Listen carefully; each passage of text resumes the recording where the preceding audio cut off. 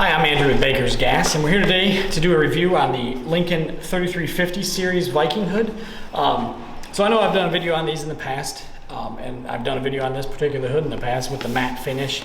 But what I wanted to go through and show you guys in depth was lens change out, serial number location, battery change out, that sort of thing. Some grind mode options that we can do, and some headgear. But what I wanted, so we'll just dive right in. This hood right here is probably the #1 selling hood on the market. For us, it's the #1 selling hood. It is probably the most popular hood right now in the welding industry because of price point, clarity, robustness. I mean, they are very nice hoods. I love this hood for the price point. Sure, there's a lot, I don't want to say better, but there's a lot more advanced hoods out there that have some different technology behind them. But this one, just for that reason, at the price point and robust, they run, they work. Lincoln's warranty is great.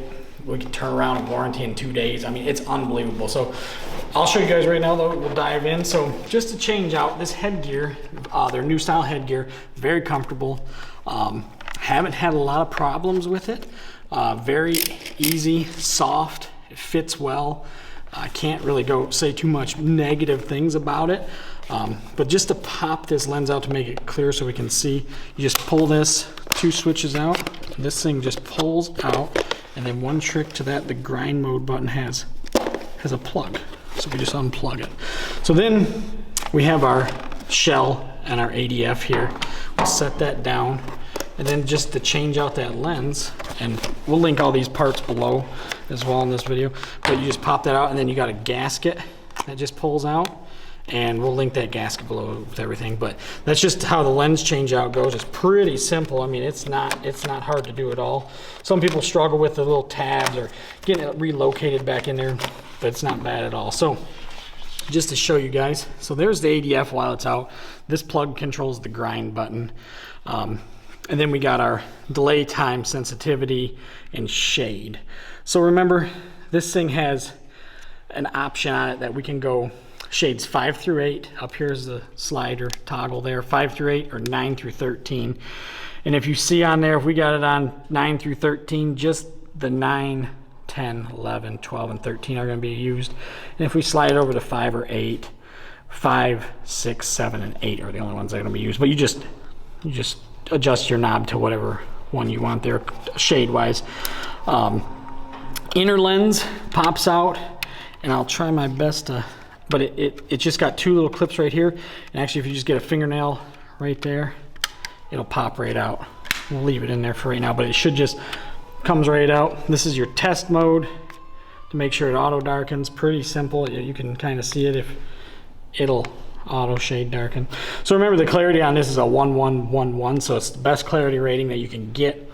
Pretty awesome hood. So we'll flip it around here and we'll pop the ADF out. So this is where it gets tricky. People think, man, I'm gonna bust this thing, this little bracket. No, you're fine. It's pretty easy to get out of there. One of the biggest things though is getting that button through there, the grind mode button. So what I wanted to show you here though was battery change out.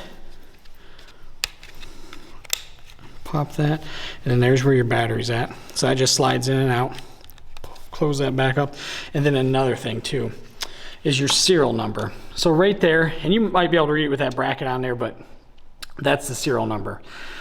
So it's the date plus a serial code number on there. If you guys ever do warranty claims or anything like that, you're going to need that serial number because that's how you get the new ADF sent out to you.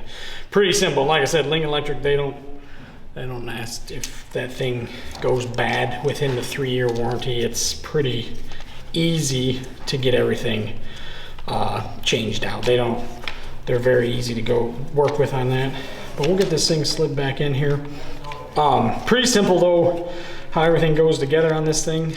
And a lot of questions though that we get is, man, I'm gonna snap all these bracketries and everything. I promise you, you won't snap them. They go in and out very simple. But all in all, that's very good. Now, one good thing, you got 4 sensors here. What I would recommend is not touching that front screen, because if you touch it, gets kind of gummed up, and then it's hard to clean off there. Let me get it back popped up in there, and we'll go from there. All right, so I got my lens back in there, got my grind button hooked up. And one more thing I wanted to touch on is when we hit that grind button, we want to hold it down for at least 3 seconds, and then you can see on the inside, it'll blink green. So that's when we're in grind mode.